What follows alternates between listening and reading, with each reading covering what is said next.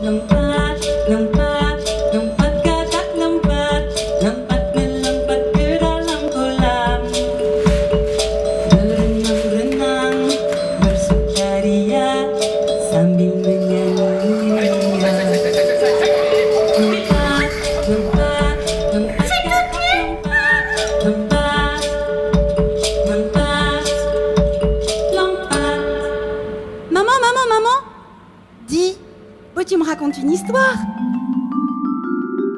Petits et Grands, c'est un grand rendez-vous qui célèbre les spectacles pour le jeune public avec une programmation de plus de 50 spectacles, 160 représentations dans 30 lieux ici à Nantes et donc un festival qui s'adresse aux familles et aux enfants de 6 mois à 12 ans.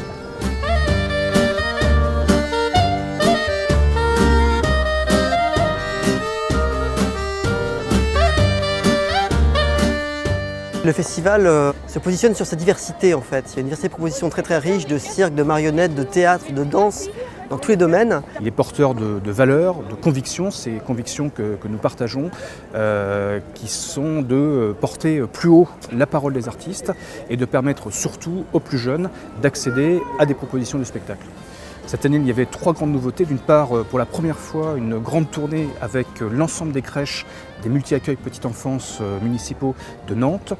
Deuxième nouveauté, les grands forums Télérama qui ont été l'occasion de confrontation d'idées et d'un lieu vraiment de dialogue et d'échange sur les enfants et la culture.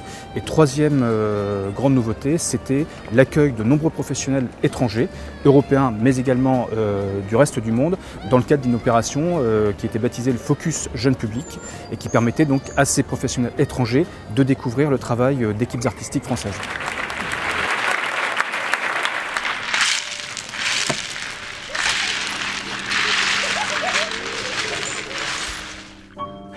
Sur la programmation du festival, on avait une quinzaine de créations, donc des spectacles qui n'avaient pas été vus au moment où nous avons programmé. Nous avons pris des risques, nous les avons assumés, tout s'est bien passé.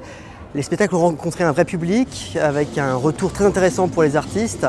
Et c'est vrai que les spectacles qui ont favorisé la participation des enfants et des parents, notamment dans Les Lecteurs Complices, par exemple, un bal pour parents et enfants, dans Cabane également, qui est un spectacle pour les tout petits, qui est une déambulation dans un paysage sonore et musical passionnant, ont formidablement marché.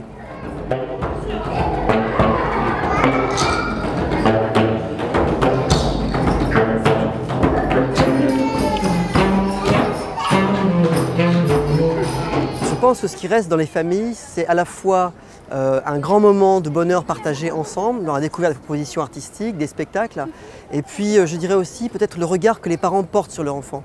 Très souvent, il reste un petit sentiment de confiance, on a partagé un moment avec son enfant, on a lâché prise un petit peu avec son enfant, on l'a laissé vivre le moment, et on en revient avec un regard un petit peu changé sur sa capacité à comprendre les choses, à les vivre, à être dans une émotion artistique.